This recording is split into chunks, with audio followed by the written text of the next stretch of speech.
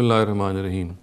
اسلام اور غیر مسلموں کے ضمن میں ایک بہت اہم مسئلہ یہ ہے کہ عام طور سے یہ رائے قائم کر لی گئی ہے کہ مسلمانوں کو اہل کتاب کی پر جو کتابیں نازل ہوئی یعنی اہل کتاب کی جو مذہبی کتابیں ہیں تورات، زبور اور انجیل، ان کو پڑھنے سے مذہباً روک دیا گیا، یعنی مسلمانوں سے کہا گیا ہے کہ وہ کتابیں نہ پڑھیں۔ اس ضمن میں جو روایت عام طور سے بیان کی جاتی ہے اس میں یہ واقعہ بیان ہوا ہے کہ ایک دن نبی صلی اللہ علیہ وسلم کے سامنے حضرت عمر نے تورات پڑھی اور حضرت نبی صلی اللہ علیہ وسلم نے اس پہ بڑی ناگواری کا اور ناراضی کا اظہار کیا اور ان کو کہا کہ یہ کام وہ نہ کریں، اور چنانچہ اس روایت کی روح سے یا اس روایت کی بنیاد پہ یہ رائے قائم کر لی گئی ہے کہ مسلمانوں کو اہل کتاب پہ جو کتابیں وہ پڑھتے ہیں ان کا مطالعہ نہیں کرنا چاہیے اور ان سے استفادہ نہیں کرنا چاہیے۔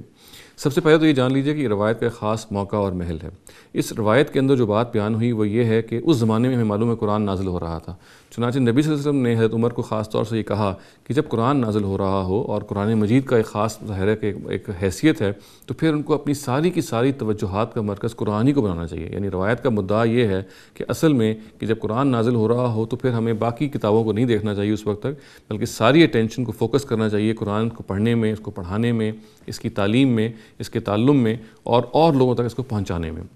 گویا یہ روایت کچھ نہیں ہے مگر یہ بات بیان کر رہی ہے کہ نزول قرآن کے زمانے میں ساری توجہ قرآن ہی پر ہونی چاہیے۔ جہاں تک دوسرے اسکرپچرز کے پڑھنے کا تعلق ہے تو خود قرآن ہی سے معلوم ہو جاتا ہے کہ وہ پڑھنا انتہائی ضروری ہے۔ قرآن خود یہ کہتا ہے کہ ان تمام کتابوں کا منبع ایک ہے، ان کا ماخذ، ان کا سورس ایک ہی ہے۔ تورات، زبور، انجیل ایک ہی جگہ سے، ایک ہی خداوند سے، اسی خدا سے نازل ہوئی ہیں جس خدا سے قرآن مجید ہمیں ملا ہے۔ چنانچہ ہم اگر دیکھتے ہیں تو ان کا سبجیکٹ میٹر بھی ہمیں بہت زیادہ مشترک نظر آتا ہے۔ فرق صرف ایک ہے، وہ بڑا بنیادی ہے، اور وہ یہ ہے کہ پرانی آسمانی کتابوں میں وہ جو اپنی اصل شیپ ہے، ان کا اصل فارم ہے، اس میں انہوں نے سروائیو نہیں کیا۔ بہت ساری چیزیں اپنی اصل شکل میں موجود ہو سکتی ہیں، انٹیکٹ ہوں اپنے میسج کے لحاظ سے، مگر اصل زبان ہمارے پاس ان کتابوں کی نہیں ہے۔ ان آسمانی صحف کی کتابیں چونکہ اصل زبان میں ہمارے پاس نہیں ہیں، اور پھر یہ بھی معلوم ہے کہ ان میں کچھ تحریف بھی ہوئی ہے، تو چنانچہ اب جو چیز ہمیں بتائی گئی ہے وہ یہ ہے کہ قرآن مجید کی روشنی میں ہمیں ان کتابوں کو پڑھنا ہے۔ قرآن خود یہ کہتا ہے کہ وہ ان کتابوں پر محافظ ہے، وہ ان کا نگران ہے، اور وہ اپنے لیے لفظ مہیمن استعمال کرتا ہے، جس کا مطلب ہے ان پر گارڈین ہے،